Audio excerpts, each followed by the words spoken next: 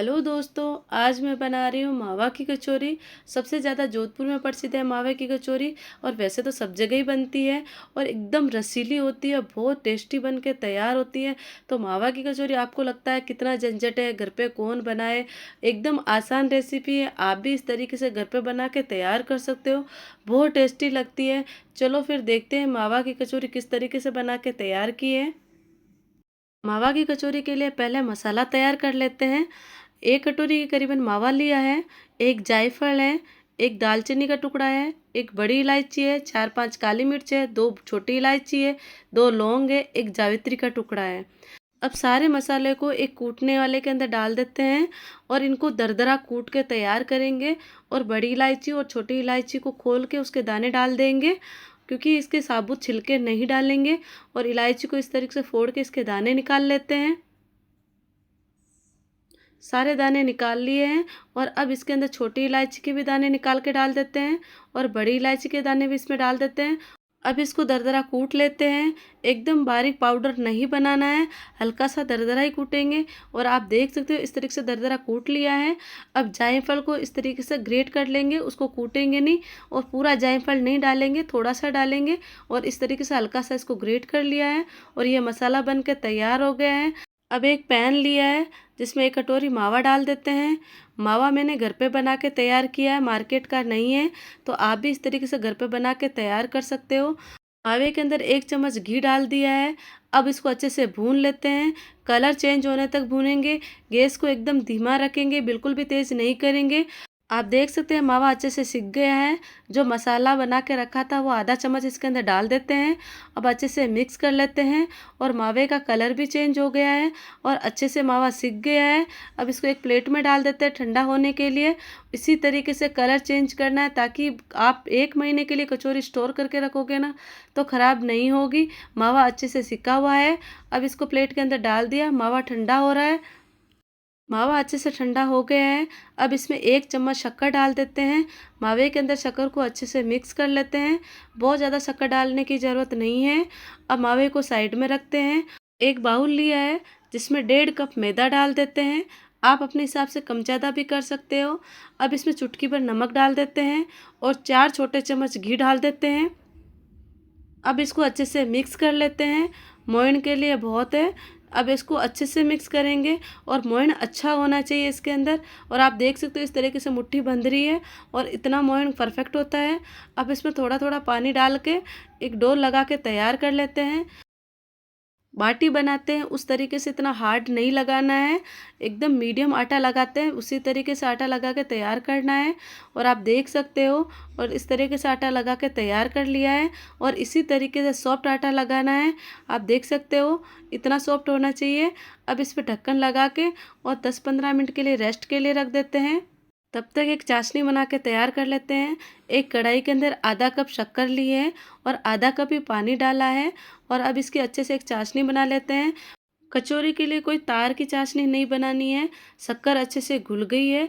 अब इसके अंदर थोड़ी सी केसर डाल देते हैं और एक चुटकी भर फूड कलर डाला है, जिससे इसका अच्छे से कलर आ गया है।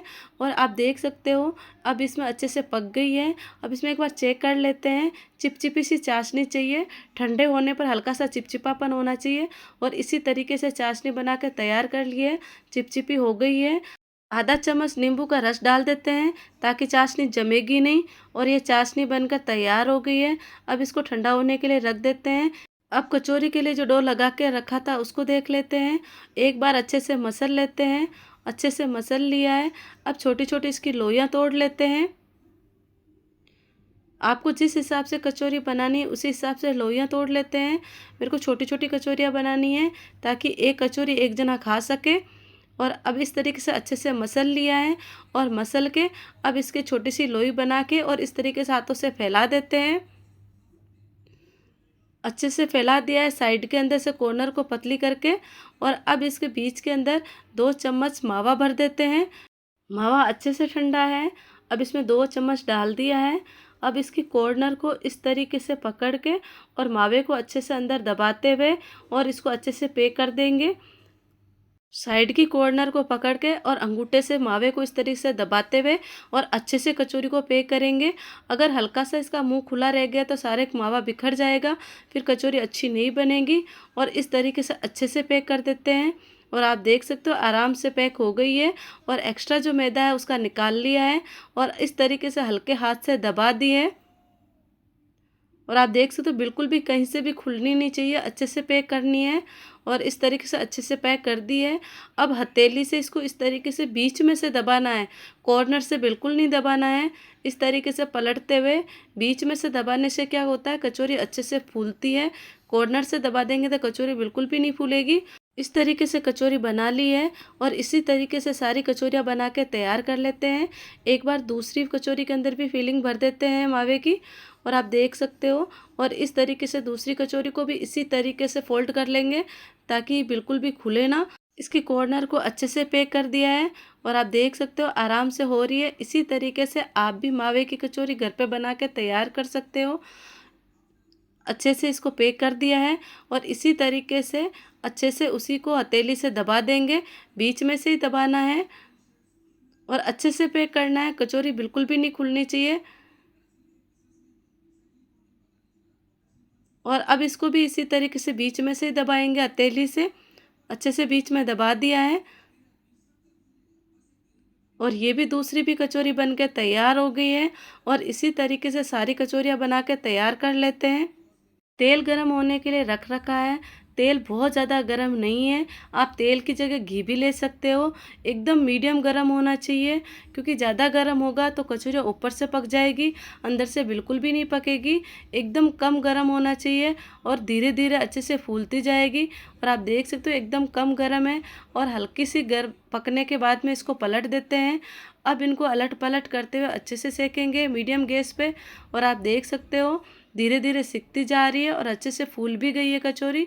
और इसी तरीके से लास्ट के अंदर तेज़ गैस करके उनको अच्छे से पका लेंगे और अच्छे से कचौरियाँ पक गई है। अब इनको निकाल लेते हैं। अब गैस को बंद कर देते हैं, तेल को अच्छे से एक बार ठंडा होने देंगे और तेल अच्छे से ठंडा होने के बाद में दूसरा बैच डालेंगे इसके अंदर। और अब आप देख सकते हो इनको भी अच्छे से पका लेते हैं। ये भी अच्छे से पक गई है, अब इनको भी निकाल लेते हैं। और इस तरीके से मैंने 6 कचौरी बना के तैयार की है मावे की। आप कम ज़्यादा भी बना के तैयार कर सकते हो। अब इन कचौरियों को सर्व कर देते हैं। एक कचौरी लिए, अब इसको बीच के अंदर इस तरीके से छेद कर लेते हैं और चाशनी हल्की गर्म होनी चाहिए। अब इसके अंदर कचौरी में चाशनी डाल देते हैं। चाशनी आप अपने हिसाब से कम ज़्यादा भी कर सकते हो, आपको जितना मीठा चाहिए उस हिसाब से आप चाशनी डाल सकते हो। अब इसको सजा देते हैं, थोड़ी सी इसके ऊपर पिस्ता की टुकड़ी डाल देते हैं, थोड़ा सा इसके ऊपर चांदी का वर्क लगा देते हैं जिससे दिखने में बहुत सुंदर दिखे। और आप देख सकते हो ये मावा की कचौरी बनकर तैयार हो गई है। इस तरीके से आप भी घर पे बना के तैयार कर सकते हो। कितनी टेस्टी बन के तैयार हुई है, एकदम जूसी बन के तैयार हुई है। और इसी तरीके से आपको जितनी चाहिए उतनी इस हिसाब से प्लेटिंग आप लगा सकते हो कचौरी की। और मेरे को 3 ही लगानी थी, 3 बाद में लगाऊंगी। और आप देख सकते हो कचौरी को देख के आपको लग रहा है ना कितनी टेस्टी बनी है। तो इस तरीके से मावा की कचौरी आप भी घर पे बना के तैयार कर सकते हो, बहुत ही टेस्टी बनती है। तो इस तरीके से मावा की कचौरी आप भी घर पे बनाइए, खाइए, एंजॉय कीजिए। ये वीडियो अच्छा लगा हो तो प्लीज़ लाइक और सब्सक्राइब कीजिए, शेयर करना मत भूलिए। फिर मिलते हैं एक नई रेसिपी के साथ। Bye bye, take care.